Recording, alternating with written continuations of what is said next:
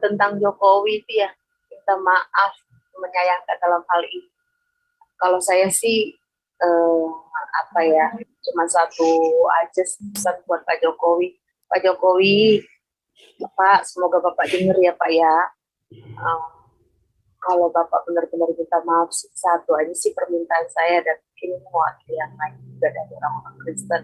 Itu butuh nyali ya. Nyopet mending butuh nyali. Tapi kalau kentutin Alkitab nggak butuh nyali karena mereka mayoritas kan. Iya nggak? Maka dapat pujian dia. Iya, long bakar gereja aja nggak dihukum apa-apa kok. Bakar gereja aja cuma dihukum 3 bulan loh, itu yang di Batam itu. Bakar gereja cuma dihukum 3 bulan, malah 1 bulan lebih aja tuh. Nggak ada takutnya, saudara. Mau takut apa lagi, saudara? Sama Wapres saja saya nggak takut. Satu Indonesia aja saya lawan, ya kan? Apalagi cuman PGI, gereja aja saya lawan semua, coba. Tak maki-maki semua gereja. Saya udah nggak ada respect sama sekali ya sama gereja di Indonesia. Serius.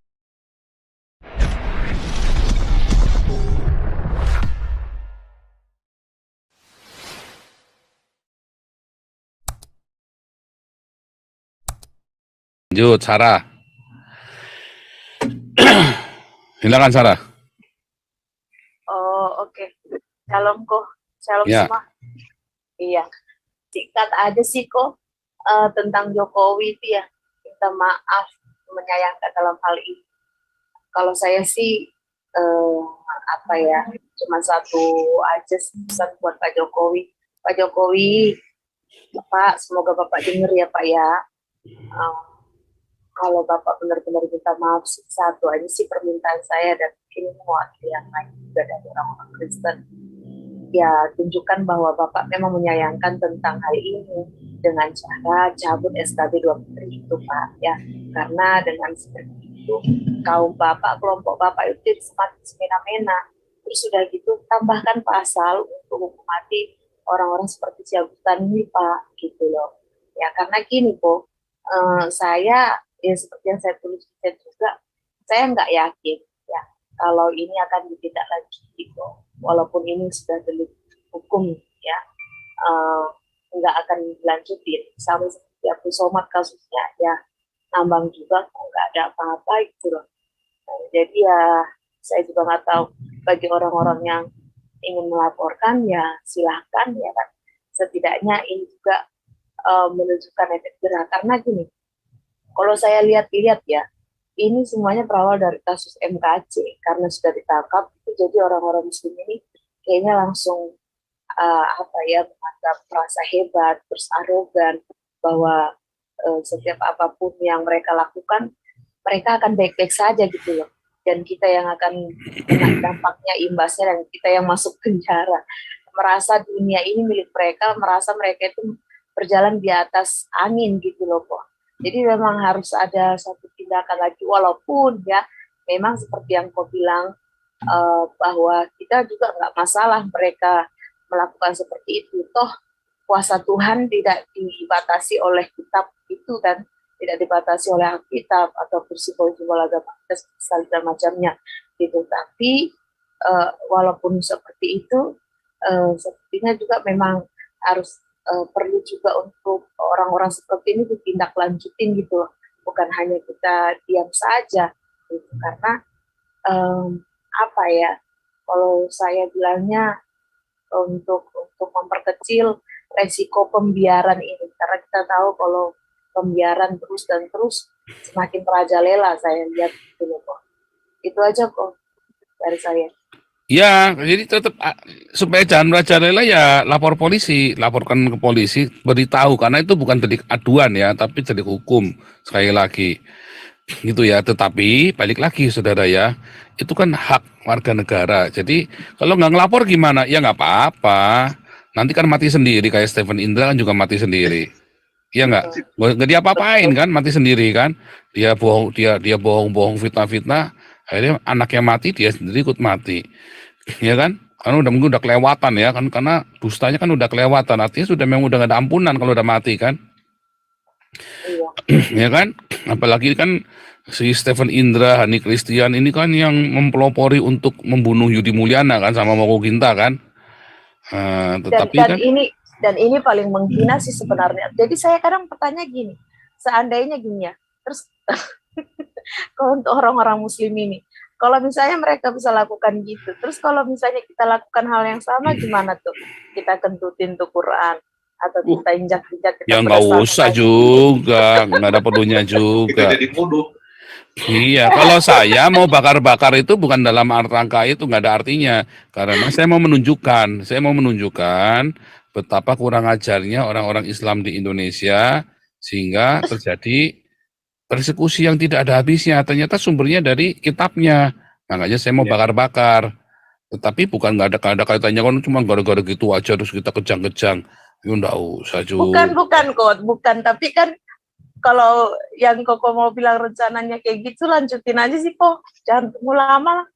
Ya jangan dong, harus nunggu momentum dong. Itu kan yang kita lakukan semua kan harus dihitung. Cuman saya bilang saya nggak takut gitu ya. Hanya semua kan harus diperhitungkan. Kayak saya dulu, kenapa momentumnya jedernya itu kan? Nah, kalau sebelumnya atau sesudahnya Indonesia bisa kolaps itu, ya kan? Apa yang saya lakukan nanti itu bisa bikin kolaps Indonesia loh, ya. Bisa bikin kolaps Indonesia. Makanya nanti harus ada alasan yang benar-benar kuat, mendesak, ya, dan kita berani lakukan. Dan saya dilindungi oleh undang-undang di negara ini, di tempat saya berada, karena saya warga negara, itu kan. Nah, jadi mesti saya tidak akan kena dampak apa-apa, ya kan. Malah mungkin saya akan disayang sama oposisi kan, oposisi negara kan. Wah hebat ini, ya kan, malah saya mungkin akan disayang. Cuman balik lagi, nah yang kalian ini kan yang nanti akan terjadi, Indonesia bubar, kalau Indonesia, ya kan, kalau yang saya lakukan ini akan bikin Indonesia chaos loh, ya. Belum Saya apa-apa. sih siapa aja. Langsung Iya, tapi apa ya? kan belum tentu. Ya lanjut, Linda. Oke. Iya, Pak Paul, selamat malam semuanya juga. Um, Nah, ini singkat aja sih sebenarnya. Saya mau sampaikan kalau di Islam ya, mereka itu punya badut yang namanya Wak Donat ya. Kalau kita juga punya badut Agustan, Pak Paul. Jadi perilaku dia itu menurut kita sih, menurut saya pribadi seperti badut ya. Jadi hal-hal seperti itu dia pikir akan membakar emosi kita, malah sebenarnya lucu banget nih, seperti orang gila. Yang saya kasihan adalah anaknya ya, yang diwawancarai dia. Itu bagaimana secara psikologi mereka anak ini kemudian saya rasa itu dipaksa sama Agustan untuk berbicara di YouTube di depan publik seperti itu. Untuk menyatakan bahwa siapa sih menurut kamu Yesus? Yesus itu apa sih, segala macam gitu kan. Nah, mungkin ada intimidasi juga. Nah, yang kasihan adalah anaknya kalau menurut saya, Pak Paul. Sebenarnya bukan Agustannya sih sudah menyesatkan anaknya juga untuk melakukan hal itu. Jadi itu aja Pak Paul. Jadi kita sudah punya badut Agustan, Pak Paul. Terima kasih.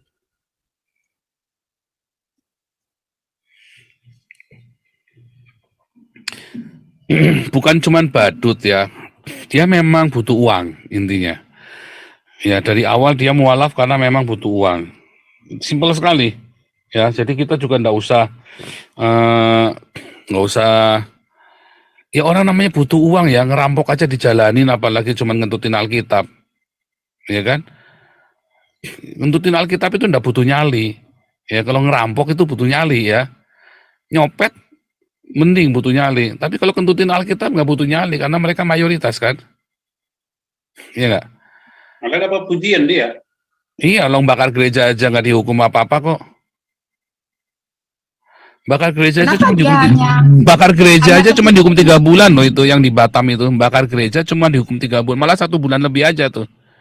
Malah si Melindanya dihukum 1 tahun 18 bulan. Yang bakar gereja cuma dihukum 1 bulan lebih. Maksimum 3 bulan. Harusnya kalau berani si Agustan ini bilang aja di YouTube dia melawan Tuhan Yesus gitu, umpamanya memanggil Tuhan Yesus, dia tantang gitu ya, kalau dia berani ya, karena dia tahu Tuhan Yesus itu Tuhan sebenarnya. Ya berani saja, ya belum tentu tahu juga, berani saja. Mengapa tidak berani? Saya aja pernah maki-maki Tuhan kok. Ya tapi kan kena azab. Saya enggak. Malah tambah gendut begini saya. Ya karena Pak Paul kan ada kasih di dalamnya. Kalau Agustan Jadi waktu kan saya sudah maki-maki Tuhan itu karena apa? Karena Tuhan kasihan sama saya. Waktu saya maki-maki Tuhan itu saya lagi pahit sekali sama pendeta-pendeta ini ya. Saya dikecewakan sama banyak pendeta. Lalu saya maki-maki Tuhan. Saya udah mau jadi Islam. Lalu saya ketemu Tuhan Yesus datang ke saya di kamar saya.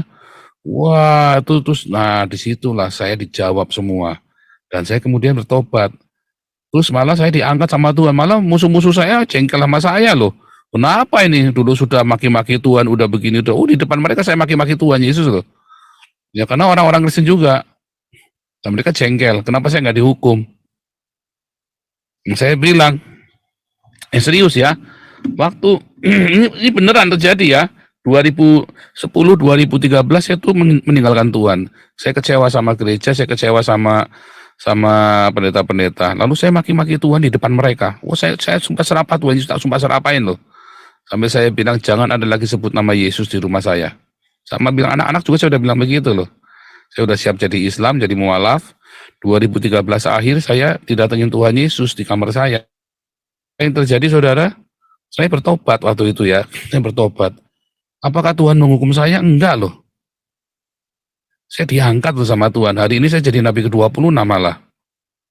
Coba. Kan lucu kan? Cara kerja Tuhan itu tidak seperti kayak cara kerja ala Islam. Cara kerja Tuhan Yesus itu. Cara kerja Tuhan Yesus itu, ya coba lihat tuh orang 3.000 orang yang maki-maki Yesus. Salibkan dia. Apakah dihukum? Ditiup, kirim badai, kirim kusta. Satu Yerusalem dikirim apa gitu. Enggak kan? Malah dibikin tobat kan? Benar enggak? 3.000 orang dibikin tobat, malah dibikin jadi mereka malah dapat mujizat segala macam kan, kesembuhan, ya kan, luar biasa kan. Itulah cara kerja Tuhan kita, kebencian dibalas dengan cinta, ya kan. Kita harus tahu loh porsinya. Kalau kita nggak ngerti sampai titik itu, wah itu kita rugi sekali. Oh kalau gitu kita tak maki-maki Tuhan aja, ya coba saja. Kenapa nggak dicoba? Loh, kalau saya sudah tak coba. Nah, tapi kalau saya saran jangan. Ya, lebih baik kita jangan nantang Tuhan, tapi mendekati Tuhan dengan baik-baik. Tuhan tolong, tolongin aku. Kalau kita minta dengan lemah lembut, maka dalam angin sepoi-sepoi. Kalau kita menantang Tuhan dengan galak, ia akan datang dalam badai. Dan saya bertobatnya di dalam badai kehidupan saya yang paling parah dalam hidup saya. Saya belum pernah mengalami badai hidup sekeras itu. Makanya saya sampai sama genderuwo, tuyul, kuntilanak, sampai udah gak takut lagi ya. Bener-bener sampai gak takut lagi. Bahkan sama wakil presiden Indonesia aja udah gak takut saya. Sampai hilang takutnya, bener loh. Saya ngalamin badai kehidupan sampai hilang urat takut itu, sampai hilang. Saya bener-bener gak punya rasa takut apa-apa loh hari ini loh. Kalau orang tanya takut, saya gak punya takut apa-apa, beneran serius. Ditanya takut apa, nggak tahu. Rasanya takut kayak apa, saya nggak ngerti loh. Ya kan? Saya cuma takut sama istri saya. Takut nggak dijatah ntar malam. Nanti kalau nggak bisa olah PP istri saya nggak mau kan repot, saudara. Itu cuma itu saja takut saya, saudara. Kalau istri saya udah nggak mau olah PP, repot saya, saudara. Nggak ada takutnya, saudara. Mau takut apa lagi, saudara? Sama Wapres saja saya nggak takut. Satu Indonesia aja saya lawan. Ya kan, apalagi cuman PGI, gereja saya lawan semua, coba tak maki-maki semua gereja. Saya udah nggak ada respect sama sekali ya sama gereja di Indonesia, serius saudara. Kenapa? Karena cuma cari duit tok. Itulah sebabnya saya nggak respect. Saya nggak percaya mereka tuh diurapi Tuhan, terus saya terkutuk. Nyatanya hari ini saya tambah gendut, saya tambah kaya loh saudara. Ya, saya caci maki gereja, saya tambah kaya loh saudara. Ya kan, tambah kaya lagi loh. Kemarin saya itu makannya susah, saudara. Tahun 2014, 2015. Ya, mau cari makan aja susah. Hari ini hidup saya bahagia loh, saudara. Bukan karena saya menista agama Islam, enggak, saya kerja, saudara ya. Saya kerja beneran. Saya punya mobil sekarang, saya walaupun kontrak ini, tapi rumah saya tetap enak di sini. Ya kan, enggak kedinginan kalau tidur, ada hangatnya. Bahkan saya nganggur pun dikasih duit. Ya kan? Oh, itu saya caci maki gereja tiap hari loh, tiap hari nggak absen saya caci maki gereja kan, karena memang gereja nggak ada kuasanya. Kenapa nggak ada kuasanya? Karena mata duitan. Nah, dari mana saya pengalaman itu? Karena saya mengalami badai hidup yang luar biasa, sampai hilang rasa takut saya, tapi Tuhan Yesus datang spesial buat jumpain saya. Sehingga saya bisa bisa bicara seperti hari ini, saudara. Ya, apa yang kita lakukan hari ini, kita punya Damaris, Damar Kasih, Galarua semua, karena ada keikhlasan di hati saya itu, untuk memberikan semua donasi itu, ya bukan untuk saya sendiri, ya kan, tetapi untuk pekerjaan, ya, apa? Karena Tuhan sudah memberikan pengampunan buat saya. Seharusnya saya dibunuh sama Tuhan. Ya kan, orang menghujat Tuhan kan harusnya dibunuh kan, tapi saya diampuni. Nah itu cara kerja Tuhan kayak gitu loh, ngampuni lah, lucu kan, lucu yang tidak lucu, yang tidak bisa bikin ketawa, tapi saya ketawa ya saya ketawa terbahak-bahak, saya bilang, Tuhan, kok Tuhan tidak bunuh saya, tapi malah ngampuni saya, malah saya disuruh jadi Yosef. Ya kan, 2014 kan Tuhan bilang, namamu sekarang Yosef. Tuhan kasih tahu saya namamu sekarang Yosef. Loh, Yosef saya lagi buat makan aja, lagi kembang empis kok Yosef. Nyatanya benar-benar kita jadi Yosef, kita kasih makan orang Indonesia kan. Bukan uang saya, sama Yusuf juga bukan uangnya dia kan, tapi artinya kita mengkoordinir supaya kita bisa kasih makan orang kan. Itu cara kerja Tuhan dengan ajaib. Nah, jadi kita tidak ngerti cara kerja Tuhan seperti apa dalam hidup kita. Makanya, kalau menurut saya, itu tadi ya, kalau kita bisa kasih kesempatan orang bertobat, ya kita kasih kesempatan orang bertobat. Karena keputusannya bukan sama kita, tapi sama Tuhan. Ya kan? Sama Tuhan Yesus. Nah, kalau Allah Islam, ya bunuh. Ya kan? Kalau Allah Islam, ya bunuh. Ya kan? Allah Islam yang nggak bisa ngapa-ngapain, ya umatnya yang bunuh. Nah, kalau ada jangan bunuh. Nah, kalau ngelaporin ke polisi bukan karena Anda benci. Makanya kalau Anda benci, ya jangan laporin ke polisi, malah salah nanti. Pancasila itu konsekuen, ya kan, saling menghormati semua agama itu, ya kan. Makanya kan orang Islam kan sama saya kan kejang-kejang. Kenapa? Kalian tidak bisa ngapa-ngapain saya.